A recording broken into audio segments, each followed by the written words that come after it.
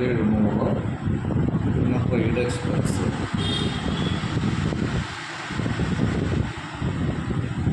23,200, sales tax 12,000, salesman commission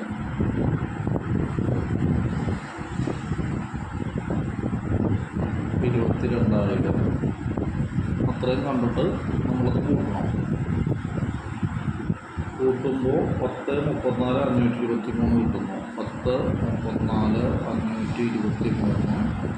ഇവിടെയും 10,34,523 കിട്ടിയിട്ട് balance ചെയ്യുമ്പോഴാണ് ഗ്രോസ് പ്രോഫിറ്റ് കിട്ടുന്നത്. Gross profit 1,11,623.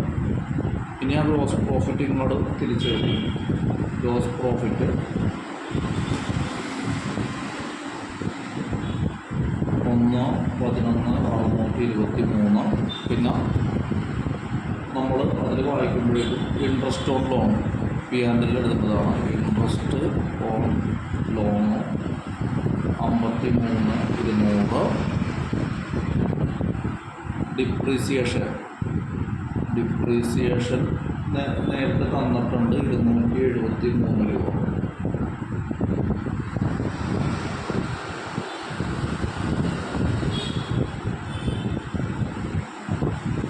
അത് അഡ്ജസ്റ്റ്മെൻറ്റിനാണ് തന്നേക്കുന്നത്. റിസർവ് ഫോർ ഗ്രാറ്റുവിറ്റി അതും ഇനി തന്നിട്ടുണ്ട്. ഗ്രാറ്റുവിറ്റി 690. അഡ്ജസ്റ്റ്മെൻറ്റിൽ തരുന്ന എൻട്രീസൊക്കെ 2 അക്കൗണ്ടിൽ വരും.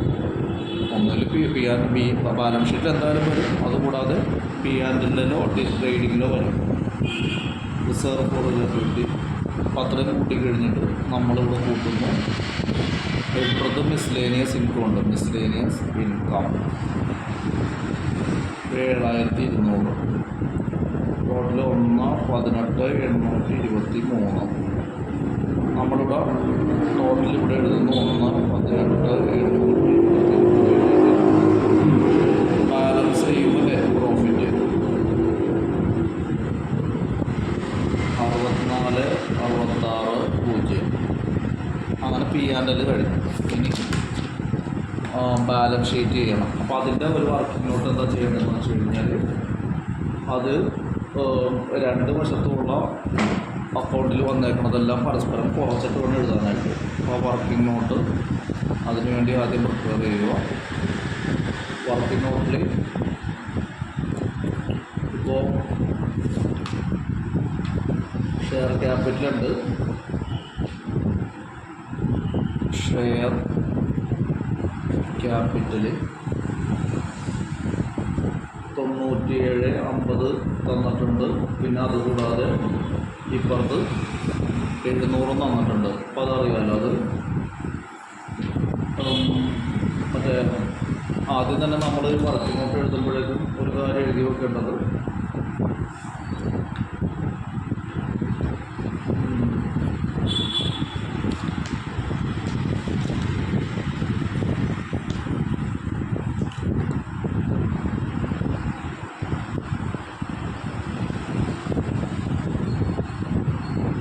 Assets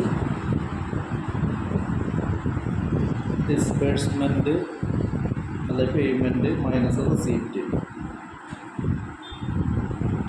liability receipt minus disbursement അല്ലെ പേയ്മെൻറ്റ്.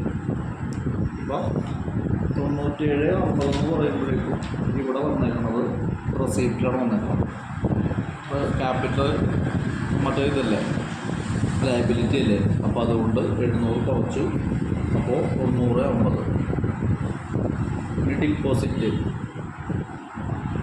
ഡിപ്പോസിറ്റ് അതേപോലെ തന്നെ 2 സ്ഥലത്തും 750 ഉണ്ട്. അത് കുറച്ച് കഴിഞ്ഞപ്പോൾ 0. ലോൺസ് കൊടുത്തതുകൊണ്ട് കിട്ടിയതുകൊണ്ട് ഇപ്പോൾ 96,700 എന്ന് പറയുന്നത് നമുക്ക് ലോണ് കിട്ടിയതാണ്. അപ്പോൾ ലോൺ റീപേ ചെയ്തേക്കുന്നത് 854,000 സൊസൈറ്റിക്ക് കിട്ടിയതായിട്ട് അത് അസറ്റാണ്. അപ്പോൾ അസറ്റാകുമ്പോഴേക്കും മറ്റേ നമുക്ക് കിട്ടിയേക്കുന്നത് ഒരു ലയബിലിറ്റിയാണ്. ലോൺ നമുക്ക് കിട്ടിയേക്കുന്നതല്ലേ. അപ്പോൾ ആ ലയബിലിറ്റി ആയതുകൊണ്ട് റെസിപ്റ്റ് മൈനസ് ഡിസ്ബേഴ്സ്മെൻറ്റ് അങ്ങനെയാണ് നോക്കേണ്ടത്. 1,13,000. ഇനി അഡ്വാൻസ് ഡ്യൂ ബൈ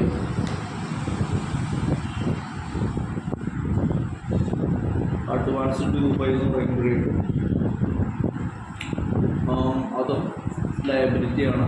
അപ്പോൾ 77,200 റെസിപ്റ്റ് മൈനസ് ഡിസ്ബേഴ്സ്മെൻറ്റ് 43,000.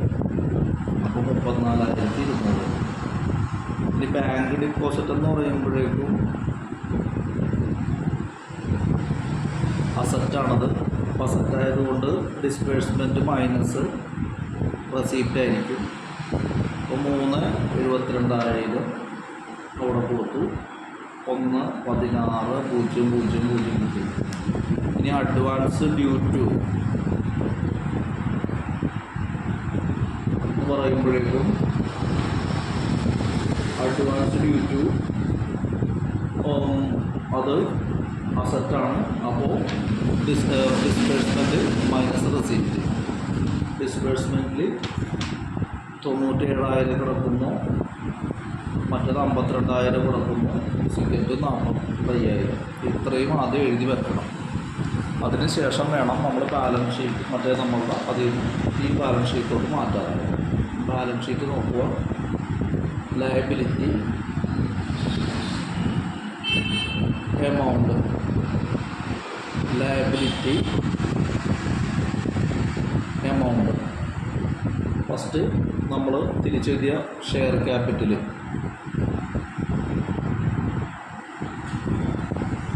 90,50. ലോണ് 1,13,000. പിന്നെ ഗോഡൗൺ ലോണ് അപ്പോൾ ഇതിലുള്ളതുപോലെ തന്നെ 45,000. Godown subsidy 11,000. Staff PF 800. Advance due by അത് ലയബിലിറ്റിയാണ് 34,200. പിന്നെ നെറ്റ് പ്രോഫിറ്റ് നമ്മൾ കണ്ടെത്തിയത് 64,660. ഡിപ്രീസിയേഷൻ ഫണ്ട് തന്നിട്ടുണ്ട്.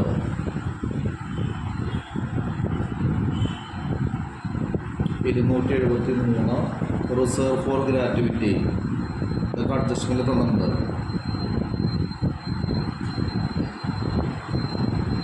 690. Interest on loan payable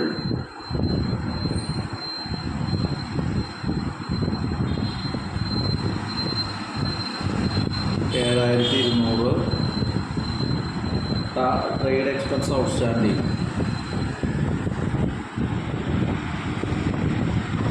750.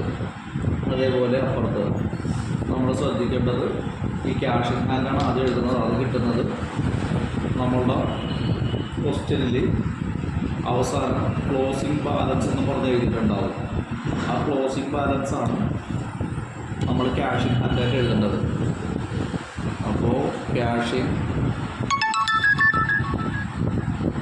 Hand 41,773.